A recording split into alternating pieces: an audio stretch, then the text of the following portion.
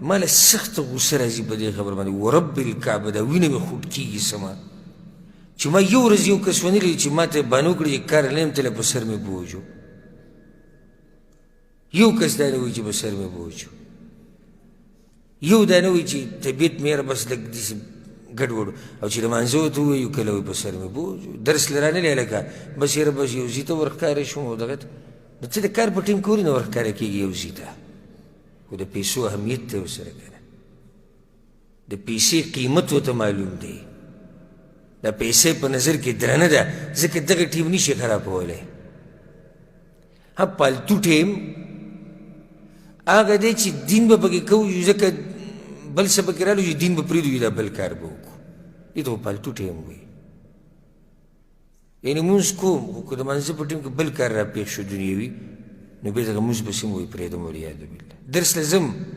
خو که د درس په ټیم کې دنیوي کار راپېښ شو نو بیا ګوره درسونو والا نه یم بیا دین زده کولو والا نه یم دین خو موږ کوو چې کله طبیعت برابري او څه زور نه وي او څه دنیوي کارونه نه وي او فارغې ناستې وسې نو بیا یې کوو